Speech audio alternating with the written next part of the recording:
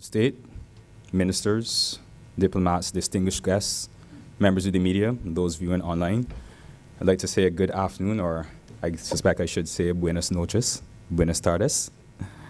Welcome to Barbados, and welcome to the Lloyd Erskine Sandiford Center for this special press conference being hosted on the heels of the 8th CARICOM-Cuba Summit. With us this afternoon, I'd like to introduce our head table. With us, we have His Excellency, the Chairman of CARICOM, Mr. Chandra Prasad Santoki, President of Suriname. We also have with us Her Excellency Barnett, Secretary General of CARICOM, the Caribbean Community. With us also we have the Honorable Mia Omar Motley, Prime Minister of Barbados, and we also have with us His Excellency Miguel Diaz-Canel, President of the Republic of Cuba. So without further ado, I'm going to introduce the chairman to deliver opening remarks, after which we will have the President of Cuba, who will also deliver some remarks, and after which we will have questions from the members of the media fielded. So without further ado, Mr. President. Thank you very much.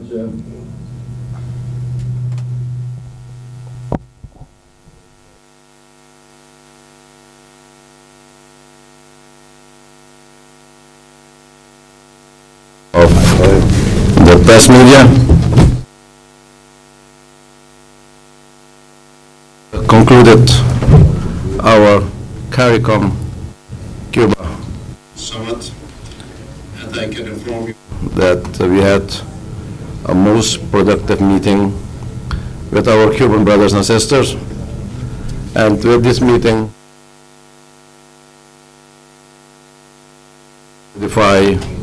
the familiar bonds, what we have, which have been built over the last 50 years.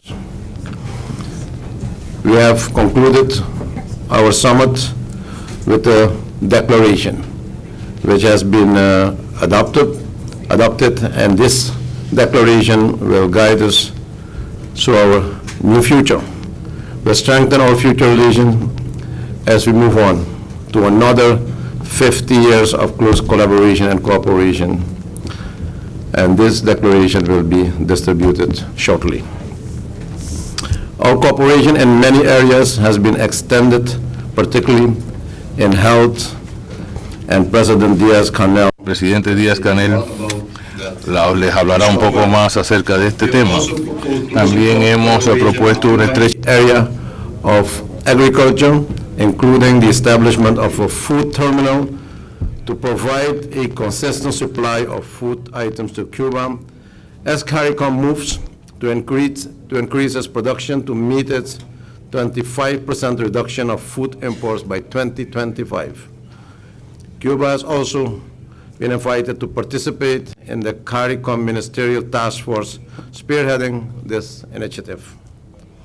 Cuba has also offered great assistance in the area of disaster management, as we both face the existential threat posed by climate change. These areas proposed are of benefit of the community, and we look forward to implementing these arrangements. And I will refer to President Diaz-Canel to provide more information on the assistance as offered by Cuba to the Caribbean community. We have taken the opportunity to reiterate the community's strong rejection on the unfair, unjust, and illegal embargo against Cuba, and assure Cuba of our unwavering support. With these few words, I will ask now the President, my colleague, Diaz-Canel, to make his remarks. President. Muchas gracias, Presidente. Buenas tardes. Good afternoon, everyone. I want to first of all thank PM Amor Moldy and her team and her people for hosting this fraternal summit meeting. Even if it is traditional that summit meetings are held every 3 years, this was a special event. It was called upon proposal by Prime PM Mia Motley in order to commemorate also the 50th anniversary of relations between Cuba and CARICOM, which are being marked next December 8th. And it was only a summit of celebration. There was also a summit in which we have agreed on specific projects that will benefit our peoples. I want to also thank the heads of state and government of CARICOM and the Secretariat of CARICOM and the heads of delegations and Secretariat staff that were present at this meeting who worked very hard in order to generate the successful results from this summit. Our people admires the permanent solidarity of the Caribbean with people. Our people feels that our relations with the people of the Caribbean are one of brothers, and this is the way we have felt since the last few days when we arrived in St. Vincent and the Grenadines, and yesterday we arrived here in Barbados. The 8th summit made in Cuba CARICOM also allowed for youthful exchanges, and it also confirmed that the system of relations between our governments and peoples are a valid model. And it was also ratified that the relations are based on friendship, cooperation, and solidarity, and mutual respect. We made a commitment to continuing to strengthen our existing relations between our governments, among our governments, in the strong belief that our links cannot be broken. On our side, we reaffirm our readiness to cooperate to the extent of our ability with the sister nations of the Caribbean. We also confirmed our accompaniment of the Caribbean in its fair call for historic reparation for the damages caused by colonialism and slavery. We also ratified our claim, our call for fair, special, and differential treatment of the small island states of the Caribbean. And we also discussed about the serious challenges of climate change, the consequences of which are affecting the development and well-being of our peoples. In this respect, we also presented some proposals of mutual benefit in the area of mitigation, climate change, and disaster reduction. We also ratified our offer in the area of human resource training and medical assistance that make a contribution to the development programs in CARICOM in this area. And we have a new proposals on this. This was a pleasant feeling to find among the participants several graduates who had the persons who had studied in Cuba. Some of them are already holding senior responsibilities, such as prime ministers in their nations. We were also able to confirm that there are opportunities for the implementation of joint projects in various areas. We expressed to the heads of delegation our appreciation and thanks for their strong position of rejection of the blockade being imposed on my people and the unfair inclusion of Cuba in an unilateral list of states that sponsor terrorism. We confirm that the nations of CARICOM will continue to rely on Cuba. These are our assessments on this successful summit meeting between Cuba and CARICOM. Thank you very much.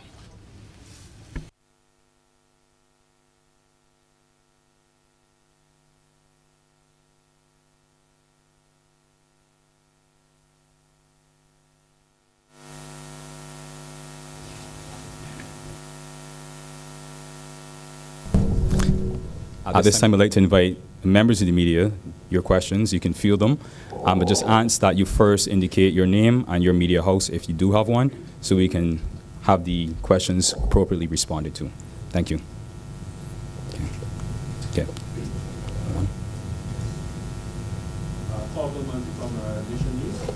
Just step to the microphone, Calvin. Thank you. Hi, good afternoon. Good afternoon to the panel. Calvin from the Nation News.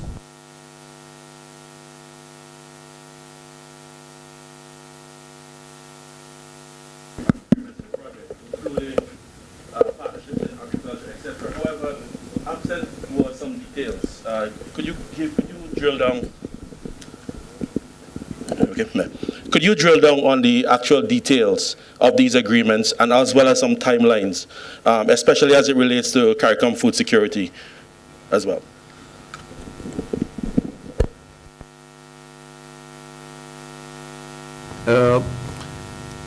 In the CARICOM, we have several mechanisms which are in charge of initiating several policy sectors.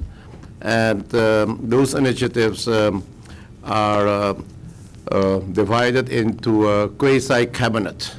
And the quasi-cabinet on agriculture, we have the lead head, there's the president of Guyana. And he had presented to the CARICOM a short-term, medium-term, and long-term strategy on agriculture, agribusiness for the Caribbean. And that strategy has been approved by the heads on the Conference of the Heads. The strategy is comprising all aspects of the agriculture, but also strategy how to reduce the import of products from outside the region. So what we are doing now with this summit is to include Cuba in this strategy. And the timeline and the actions, those are available. As the Secretary General can provide you all the details. I don't know if all these documents are online already, but now we have decided that Cuba can benefit also from this strategy. Sobre esto quisiera explicar lo siguiente. At this point, I wanted to raise the following points. The agriculture was addressed very comprehensively at our meeting, because we not only talked about agriculture, we also talked about the need for food sovereignty in our nations, which is a more comprehensive concept, which goes beyond the development of agriculture because it includes the agricultural development. Further to the discussions we held, I found that there is political readiness and there is an understanding among all of the leaders of our nations of the strategic nature of this topic for Caribbean integration and for our joint steps. And we all found that this topic is strategic so that we can actually develop our countries. And there is also a proposal from Guyana, from the president of Guyana, to set up a ministerial task force in which it was asked that Cuba will be a member of this task force, and we have agreed in order to discuss all of the potential areas as well as complementarity opportunities in the area of agriculture among our nations. And in our case, we indicated that we have some experiences we can share, and we have a policy in place for food sovereignty and education, and we have supported this policy with a government program, and recently we passed a piece of legislation in support of that policy and that program, which is the law on food sovereignty. And we also have a number of technologies that we have developed on the basis from our scientific facilities, and we have implemented science and technology for the purpose of food production. And we also indicated that we have a specific experience here.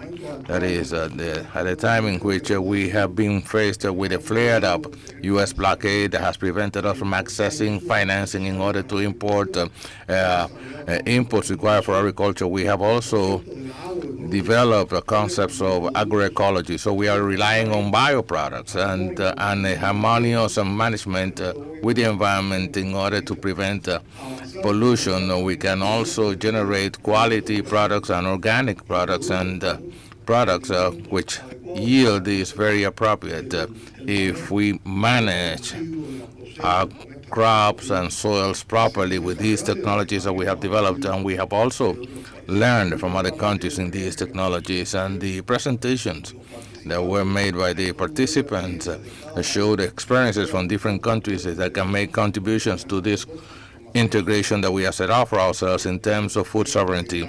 We can bring on board here from productions. We can also find business models through barter and other arrangements that will help the region escalate to a different level, and then we will have not only food sovereignty in our regions, but also food sovereignty in the entire Caribbean region.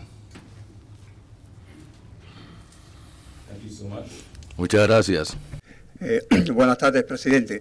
Good afternoon, President Demetrio Villarrutia from the Cuban media. You said, President, that before you came to Que this tenía summit varias meeting, expectativas. En un contexto donde nuestro país in which celebra our country is marking 50 years of establishing diplomatic relations with 4 countries in the Caribbean. My question is as follows. Your expectations have been met? Have they been met? And to what extent have they been met in this summit meeting? I will give you my opinion here, but I think that me and other participants here and the president here can also offer their impressions about the summit meeting here. For us, this summit meeting was a desired and applauded meeting, as called in by me, and many of us came here with a lot of commitment, and our expectation was the way we will be marking the 50 years of diplomatic relations between the Caribbean and Cuba. And on the other hand, we wanted to make sure that the summit meeting will not be one of commemoration, but rather a summit meeting that will leave an imprint and a line of projects to be implemented among our countries. And I think that the summit meeting has exceeded our expectations. First of all, and this I have shared, I have said this at the summit meeting itself. When we see this dialogue and these discussions among the Caribbean nations and Cuba, we find that there are 2 elements that are the thread of everything that we are doing in our cooperation, our understanding, that is the legacy from the foundation of these relations 50 years ago, the visions arising from 4 Caribbean leaders and Commander-in-Chief Fidel Castro. And that legacy is there because it has been given continuity by all of the Caribbean nations and Cuba all throughout these years. And that was clearly established, that was properly addressed by the PMs and the presidents and the foreign ministers and other ministers who represented their respective countries here. And we also have the solidarity, the principle of solidarity we've shared. And we have shared a principle of mutual solidarity, which is not just to give what we have, which is not to give what we have plenty of, but share whatever little we have. That is how we coordinate positions when we are being threatened, when we have issues, how we feel the problems other people have, and we say, we feel for you the same way you feel for you. Every problem you have in the Caribbean, you are our problems too, and vice versa. And I think that in this initial expectation of the summit meeting has exceeded our expectation, and secondly, the other expectations, what we were going to do at the summit meeting, so that the summit meeting will not end up in dead letter or just speeches or proposals. First of all, we have seen a review. We have reviewed everything we have been doing over the last few years, and new projects are being put in the pipeline, and new proposals are being made by different nations in the Caribbean in order to expand the scope of the areas in which we can cooperate. And we see new areas of cooperation, and we are also reinforcing the areas in which we already have cooperation. And the summit meeting has also heard interesting initiatives such as the initiative proposed by Mia and the proposal on the food sovereignty that was brought in by the Guyanese delegation, and another proposal, another initiative from PM Mia to mark October 6th as the day, Cuba CARICOM Day against terrorism. And I think that in order to complete all of this that has exceeded expectations is that our technical teams and our experts and our ministries will make progress, so that within the short term we can implement everything we have set out for ourselves.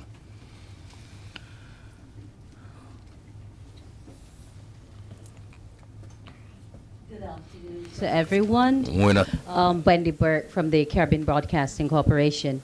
This first question is addressed to President Diaz-Canel, and the second one will be to Mr. Santoki. Okay, Mr. President, you spoke about the use of more renewable technologies, and I just want to know, in terms of Barbados and Cuba sharing in this area, especially as we move toward 2030 and the UN goals, how we are looking to integrate renewables into the industries which are now flourishing within Cuba, such as health, etc.